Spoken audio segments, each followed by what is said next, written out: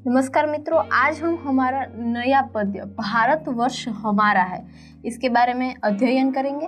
भारतवर्ष हमारा है यह एक कविता रूपक है जो बालकृष्ण शर्मा द्वारा रचित है। बालकृष्ण शर्मा को एक उपनाम दिया गया है, वह है नवीन।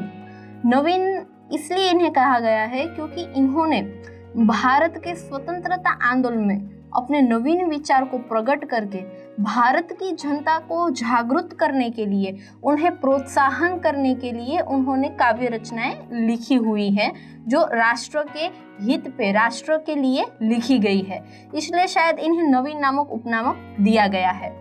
यदि हम बालकृष्ण जी के बारे में बात करें तो इनका जन्म मध्य प्रदेश के शाजापुर में मदाना गांव के अंदर हुआ था और 11 वर्ष की आयु में इन्होंने शिक्षा शुरू की थी।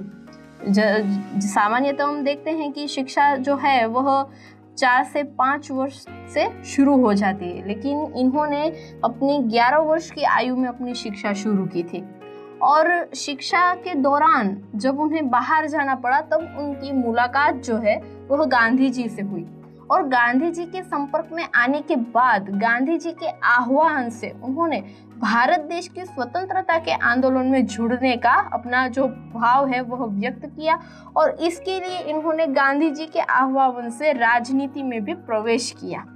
तब तक वह राजनीति में नहीं थे, लेकिन गांधी जी के कहने पे वह राजनीति में जुड़े और स्वतंत्र आंदोलन का इतना प्रभाव था उन पर कि वह हमेशा भारत देश के स्वतंत्रता आंदोलन के लिए हमेशा जुड़े रहते थे।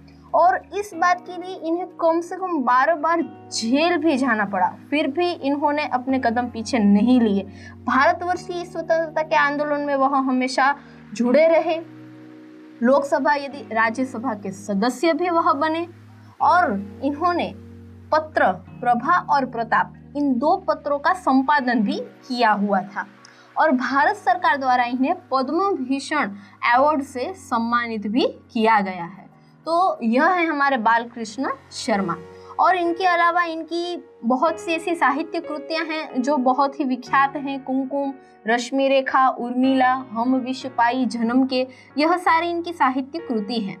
अगर बात हम करें इस काव्य के बारे में कि भारतवर्ष हमारा है, तो इसके शीर्षक पर से ही हमें पता चलता है कि इसमें भारतवर्ष की बात है, भारत देश की बात है।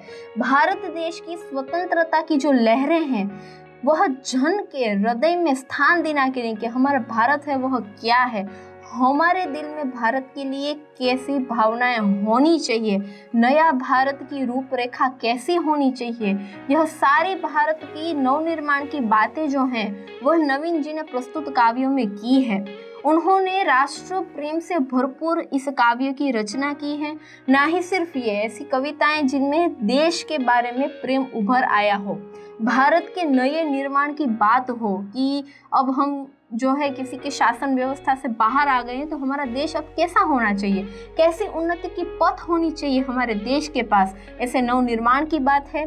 हर एक जनता जो भारत देश में रहती है उनके हृदय में भारत देश जो है वह रहना चाहिए और उनके उत्साह को प्रेरणा देने के लिए प्रस्तुत काव्य नवीन जी ने हमारे सामने प्रस्तुत किया है।